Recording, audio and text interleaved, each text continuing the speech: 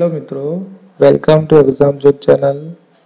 મિત્રો આજે આવનાર જે પરીક્ષા છે 6 જાન્યુઆરી પોલીસ કોન્સ્ટેબલની એમાં સિલેબસમાં કોમ્પ્યુટરના મહત્વના પ્રશ્નો પૂછાઈ શકે છે. તો તેના માટે આપણે એક વિડીયો આજે બનાવેલ છે કોમ્પ્યુટરના મહત્વના પ્રશ્નો.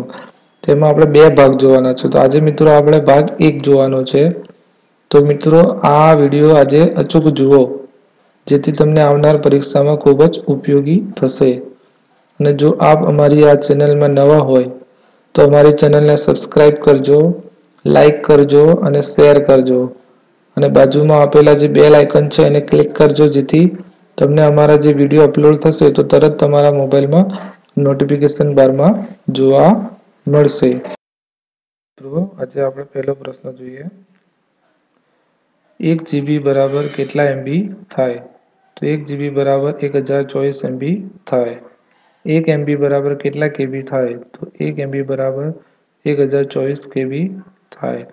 સીડીની સંગ્રહ ક્ષમતા કેટલી હોય છે? તો સીડીની સંગ્રહ ક્ષમતા 700 MB હોય છે.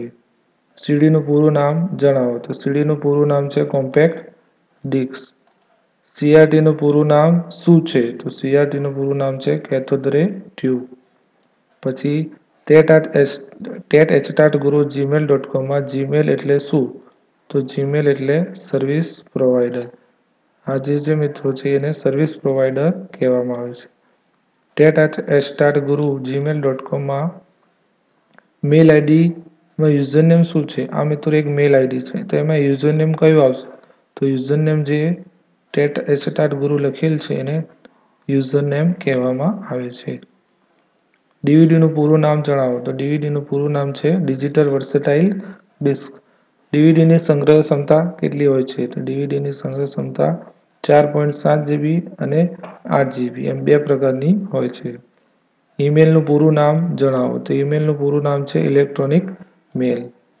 MS એક્સેલમાં કુલ કેટલી હરોળ હોય છે?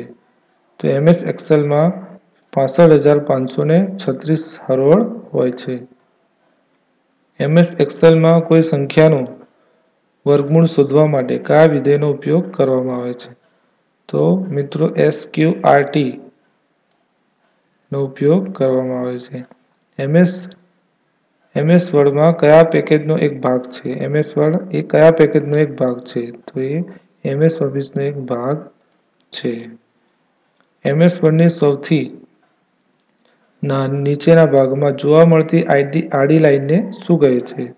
તો MS વર્ડમાં જે આડી લાઈન હોય છે એને ટાસ્ક બાર કહેવામાં આવે છે.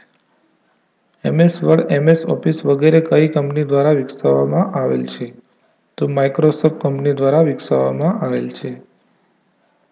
આઉટલુક એક્સપ્રેસ કયા પ્રકારનો પ્રોગ્રામ છે? તો આઉટલુક એક્સપ્રેસ ઈમેલ ક્લાયન્ટ એ પ્રકારનો પ્રોગ્રામ છે. રેમનું પૂરું નામ શું છે? તો રેમનું પૂરું નામ છે રેન્ડમ એક્સેસ મેમરી. અત્યારે દરેક ક્ષેત્રમાં ખૂબ જ ઉપયોગી માર્કરનું પૂરું નામ શું છે? તો માર્કરનું પૂરું નામ છે મેગ્નેટિક ઇન્ક કેરેક્ટર રીડ. આવેલા ઈમેલનો તરત જ જવાબ આપવા કયા ઓપ્શનનો ઉપયોગ કરીએ છીએ? તે કરવો જોઈએ કે કરશો? તો એનો ઉપયોગ છે રિપ્લાય. આપણે કોઈ પણ મેસેજ આવે કે એનો શું કરીએ છીએ? રિપ્લાય આપીએ છીએ. ઈમેલના સરનામાને બે ભાગને કયા ચિહ્ન વડે અલગ પાડવામાં આવે છે? તો મિત્રો આને @ કહેવાય. ઈમેલનું જે આખું નામ હોય છે એમાં વચ્ચે જે આવે છે એના બે ભાગ આ પાડે છે એને @ કહેવામાં આવે છે. ઈમેલ પ્રોવાઈડરમાંથી કોણ નિઃશુલ્ક સેવા આપે છે? તો મિત્રો જીમેલ આપે છે. ઈમેલ નથી આપતું કે યાહૂ નથી આપતું. ઈમેલ આઈડી કેટલા ભાગમાં વહેંચાયેલું હોય છે? તો ઈમેલ આઈડી બે ભાગમાં વહેંચાયેલું હોય છે. ઈમેલ ક્લાયન્ટ તરીકે જાણીતું સોફ્ટવેર કયું છે? તો આઉટલુક એક્સેસ. ઈમેલ તૈયાર થયા પછી તેને મોકલવા કયા બટનનો ઉપયોગ કરશો?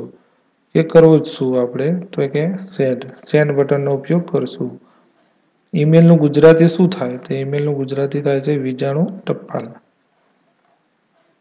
ઈમેલમાં કોઈને ફાઇલને મોકલવા કયા ઓપ્શનનો ઉપયોગ કરશો? કે કોઈને આપણે કોઈ ફાઇલ આપણે મોકલવી હોય તો આપણે એને અટેચ ઓપ્શનનો ઉપયોગ કરીશું.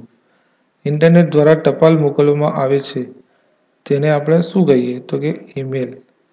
શું કહીએ? ઈમેલ. ઇન્ટરનેટની બાબતમાં કોનો વિસ્તાર સૌથી વધુ ગણાય છે તો કે વેનનો, વાઇડ એરિયા નેટવર્ક. ઇન્ટરનેટ પરથી ફાઇલને આપણા કોમ્પ્યુટરમાં લાવવાની ક્રિયાને આપણે શું કહીએ તો કે ડાઉનલોડ કહેવાય. ઇન્ટરનેટ સાથે જોડાયેલ દરેક કોમ્પ્યુટરને એક નંબર આપવામાં આવે તેને શું કહેવાય તો કે આઈપી એડ્રેસ. ઇન્ટરનેટને સાથે સંકળાયેલ મોડેમ, મોડેમ એટલે શું તો કે એને મોડ્યુલેટર, ડિમોડ્યુલેટર કહેવાય. ઇન્ટરનેટની મદદથી જે ધંધાકીય વ્યવહારો થાય છે તેને શું કહેવાય? E commerce. ઇન્ટરનેટની માલિકી કોણ ધરાવે છે તો કોઈ નહીં, કેમ કે ઇન્ટરનેટ બધા વાપરી શકે છે. ઇન્ટરનેટની શોધ કયા દેશમાં થઈ? તો ઇન્ટરનેટની શોધ અમેરિકામાં થઈ છે. અમેરિકા. ઇન્ટરનેટમાં કોઈ પણ પેજને રિફ્રેશ કરવા કયા ઓપ્શનનો આપણે ઉપયોગ કરશું તો કે F5 નો. ઇન્ટરનેટમાં જે લિંક દર્શાવેલ હોય તેને શું કહે છે તો કે હાઇપરલિંક. એક કરતાં વધુ વ્યક્તિઓને ઈમેલ મોકલવા કયા ઓપ્શનનો ઉપયોગ કરશો તો કે BCC. બ્લેક કાર્બન કોપી, એનું પૂરું નામ છે બ્લેક કાર્બન કોપી. એક સમયે એક સાથે કેટલી વ્યક્તિઓને ઈમેલ કરી શકાય? તો એક સાથે આપણે અનેક વ્યક્તિઓને ઈમેલ કરી શકીએ. ઓપરેટિંગ સોફ્ટવેર કયા પ્રકારનું સોફ્ટવેર છે? તો ઓપરેટિંગ સોફ્ટવેર સિસ્ટમ પ્રકારનું સોફ્ટવેર છે, સિસ્ટમ સોફ્ટવેર છે. કોમ્પ્યુટર ઇન્ટરનેટની બાબતમાં નેટવર્કના કુલ કેટલા પ્રકાર છે? તો નેટવર્કના કુલ 3 પ્રકાર છે. કોમ્પ્યુટર ચાલુ થયા પછી રિફ્રેશ કરવા માટે કીબોર્ડ પર કઈ કી આવેલી છે? તો કીબોર્ડ પર F5 નામની કી આવેલી છે. કોમ્પ્યુટરમાં ચેટ કરવા માટે શેનો ઉપયોગ થાય છે? તો કોમ્પ્યુટરમાં ચેટ કરવા માટે યાહૂ મેસેન્જરનો ઉપયોગ પણ થાય છે. કોમ્પ્યુટરમાં ડેસ્કટોપ પર દેખાતા ચિત્રોને શું કહે છે? તો કોમ્પ્યુટર પર ડેસ્કટોપ પર જે દેખાય છે એને આઇકોન કહીએ છીએ. કોમ્પ્યુટરમાં ફાઇલને કે શબ્દને શોધવા માટે કઈ કીનો ઉપયોગ થાય છે? તો કંટ્રોલ F નો ઉપયોગ કરીએ છીએ. કોમ્પ્યુટરમાં બાય ડિફોલ્ટ કોઈપણ ડોક્યુમેન્ટ શેમાં સેવ થાય છે? બાય ડિફોલ્ટ કોઈપણ ડોક્યુમેન્ટ હોય તો આપણે એ માય ડોક્યુમેન્ટના અંદર જોવા મળે છે. કોમ્પ્યુટરમાં માઉસના બટનને દબાવીને ખસેડવાની ક્રિયાને આપણે શું કહે છે તો કે ડ્રેગિંગ કહે છે. કોમ્પ્યુટરમાં માઉસને ઇચ્છિત જગ્યા પર લઈ જવાની ક્રિયાને શું કહે છે તો કે પોઇન્ટિંગ કહીએ છીએ. કોમ્પ્યુટરમાં માહિતી સંગ્રહનો સૌથી નાનો એકમ કયો છે તો કે બીટ. કોમ્પ્યુટરમાં કોઈપણ ફાઇલને ડિલીટ કીની મદદથી દૂર કર્યા પછી કઈ જગ્યાએ જોઈ શકીએ છીએ તો કે એને રિસાયકલ બિનમાં જોઈ શકીએ છીએ. કોમ્પ્યુટર માહિતી સંગ્રાહક એકમ જીબીનું પૂરું નામ જણાવો તો ગીગાબાઇટ. એનું પૂરું નામ છે ગીગાબાઇટ. કોમ્પ્યુટરના સંદર્ભમાં વેનનું પૂરું નામ શું થશે? તો વેનનું પૂરું નામ છે વાઇડ એરિયા નેટવર્ક. કોમ્પ્યુટરના કીબોર્ડમાં કુલ કેટલી ફંક્શન કી હોય છે? તો કોમ્પ્યુટરના કીબોર્ડમાં કુલ 12 ફંક્શન કી હોય છે. કોમ્પ્યુટરના બાબતમાં શિશુનું પૂરું નામ શું છે? તો શિશુનું પૂરું નામ છે કાર્બન કોપી. મિત્રો, આજે આપણે 53 જેવા પ્રશ્નો જોયા. મિત્રો, હવે બીજા ભાગમાં આપણે થોડા પ્રશ્નો હજી જોઈશું. તો મિત્રો, જો તમને અમારો આ વિડીયો ગમ્યો હોય તો લાઈક, શેર અને કોમેન્ટ કરશો. આભાર. Thank you.